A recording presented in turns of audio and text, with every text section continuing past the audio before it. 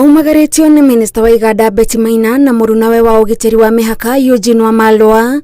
President Uhuru Kenyatta athiete na mbere na icera riake gicigo-ini kia Nyanza kuria ararugũria tabarĩra itiganĩte cia ũthii wa na mbere. President Uhuru Kenyatta arugũrĩtie kĩganda kia meri gĩcukĩro-inĩ kia meri gĩa Kisumu ũndũ ũmwe na meri ya kerĩ ya MV Uhuru, tabarĩra iria ugĩte cikũhũra njeki ũtonga wa kaunti iria cithiũrũrũkĩirie iria rĩa Victoria na njĩra nene. The operationalization of this facility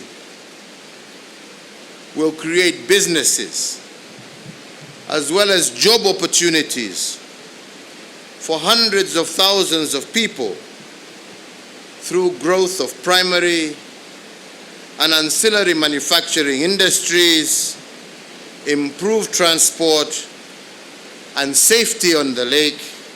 It is noteworthy that the government of Kenya has anchored the blue economy in the country's economic pillar of Vision 2030 development blueprint, specifically to achieve the food security and manufacturing targets. Mũtongoria wa bũrũri ahũthĩrĩte mweke ũyũ gũtara Kenya akienda magathura atongoria maramba mũthingi wa kũmateithĩrĩria kwĩyaka na gũkinyanĩria iroto cia gũkũria bũrũri. Whereas I have no problem with hustling,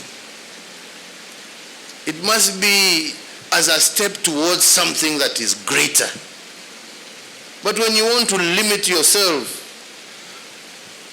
to thinking everybody else is bad and something, and promoting a culture and a way of thinking that does not encourage, I think you're taking this country down the wrong lane. President augĩte kũrĩ na atongoria amwe makoretwo makĩendia cioneki cia kũguna andũ o ihinda inini.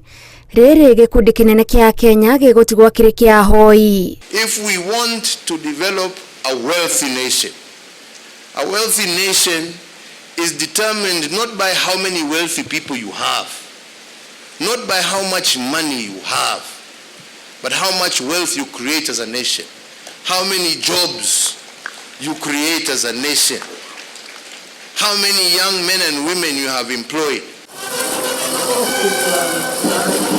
Kĩganda gĩkĩ kĩa meri kĩrĩa gĩakĩtwo nĩ rũhonge rwa mbirarũ na mũigana wa ciringi bilioni 2.4 nĩ gĩtanyĩtwo kwarahũra ũtonga wa kaunti ĩno na gĩcigo kĩa Nyanza na gĩtanyĩtwo gũteithĩrĩria gũthondeka meri njerũ ũndũ ũmwe na gũtura iria ciathũka. This shipyard here in Kisumu will have the capacity to construct, to refit, to convert, repair and maintain ships, but also to undertake maritime services within the Lake Victoria region and other inland water bodies. The key lesson, Your Excellency, that we are learning out of this is that we, Kenyans, can do extraordinary things.